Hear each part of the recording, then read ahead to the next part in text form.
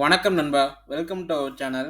இன்னைக்கான வீடியோ என்னன்னு பார்த்தீங்கன்னா ஐபிஎல் 2025 ஆக்ஷன் எல்லாருமே பார்த்துருப்பீங்க.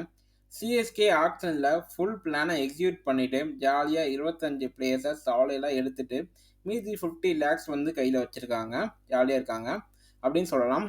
இவங்க 50 க்ரோர்ஸ்ல தான் போனாங்க. 20 பிளேயர்ஸ் எடுக்கணும்னு தான் போனாங்க. ரீடைன் லிஸ்ட்ல ஏற்கனவே 5 பிளேயர்ஸ் இருந்தாங்க. ருத்ராஜ் கெய்க்வாட், ரவீந்திரா ஜடேஜா, மதீஷா பத்திரானா, சிவம் துபே அண்ட் எம்எஸ் தோனி இருந்தாங்க. இவங்க இல்லாம 20 பிளேயர்ஸை எடுக்கணும்னு போனாங்க. டே ஒன்ல சூப்பராக பண்ணாங்க. நல்ல சாலிடான பிளேயர்ஸை எடுத்தாங்க. டே டூலையும் பார்த்தீங்கன்னா நிறைய சூப்பரான பிளேயர்ஸை பிக் பண்ணியிருக்காங்க. அதில் சில பேக்கப் பிளேயர்ஸும் இருக்காங்க. நம்ம சென்னை சூப்பர் கிங்ஸோட ஃபுல் ஸ்குவாட் எப்படி இருக்கு அதை பற்றி தான் இன்னைக்கான வீடியோவில் நம்ம பார்க்க போகிறோம்.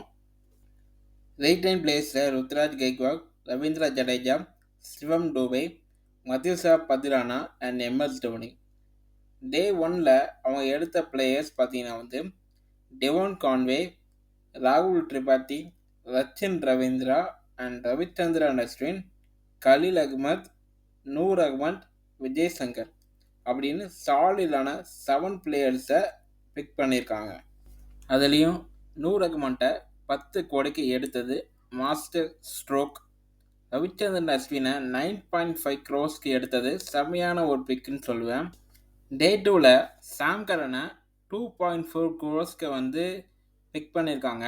ஷேக் ரஷீத் பார்த்தீங்கன்னா ஆல்ரெடி சிஎஸ்கோட எக்ஸ்பிளேயரு. அவர் பேஸ் ப்ரைஸ்க்கு 30 லேக்ஸ்க்கு பார்த்தீங்கன்னா பிக் பண்ணியிருக்காங்க, எடுத்திருக்காங்க.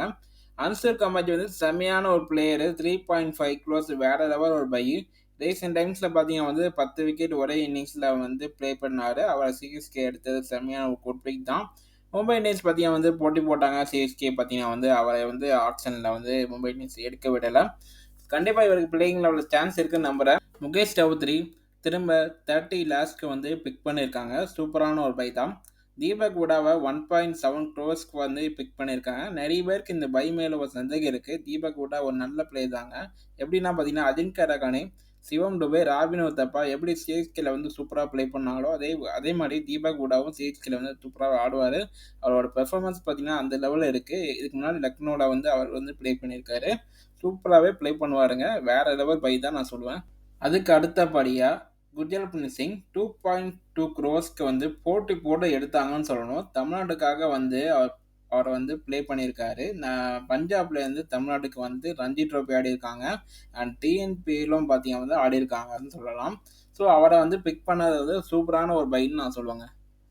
அடுத்து பார்த்தீங்கன்னா நேத்தன் எல்லிஸ் சூப்பராக பிக் பண்ணியிருக்காங்க. ஒரு நல்ல பவர்ஃபுல் பேட்டர் இவரும். அதுக்கு அடுத்து ஜேமி ஓவர்டன் எடுத்திருக்காங்க. ஒரு இங்கிலீஷ் ஆல்ரவுண்டர் சொல்லலாம். சூப்பரான பவுலிங் போடுவார். ஒரு நல்ல டீசெண்டான பேட்டிங்கும் பண்ணுவார். 1.5 க்ரோஸ்க்கு பார்த்தீங்கன்னா எடுத்திருக்காங்க. ஒரு ஸ்டீலான பை தான் நான் சொல்லுவேன். அண்ட் நெக்ஸ்ட் பார்த்தீங்கன்னா கமலேஷ் நாகர்கோட்டி 30 லேக்ஸ்க்கு பேஸ் பிளேஸில் எடுத்திருக்காங்க. ஒரு மாஸ்டர் ஸ்ட்ரோக்கு தான் சொல்லுவேன்.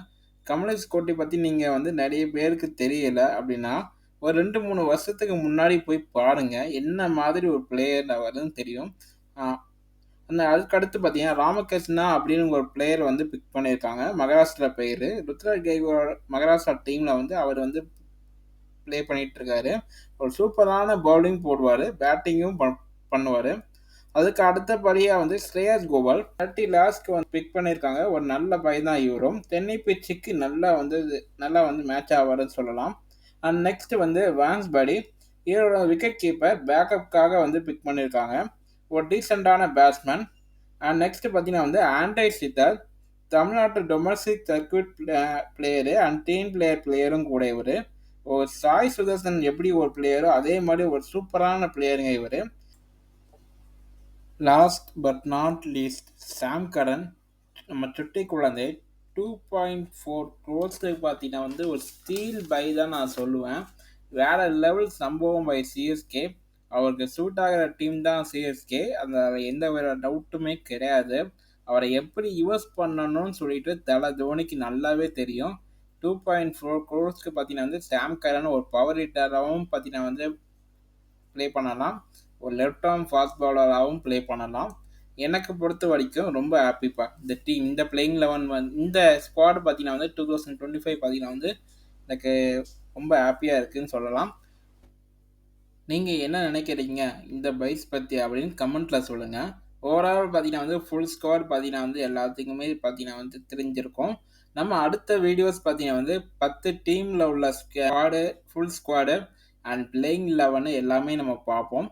இந்த வீடியோ உங்களுக்கு பிடிச்சிருந்துச்சுன்னா லைக் பண்ணுங்க நண்பா, ஷேர் பண்ணுங்க, அப்படி சப்ஸ்கிரைப் பண்ணிட்டு வீடியோஸ் பாருங்க. வேற ஒரு வீடியோல வேற ஒரு கான்செப்ட்ட சந்திக்கிறேன். Tata bye.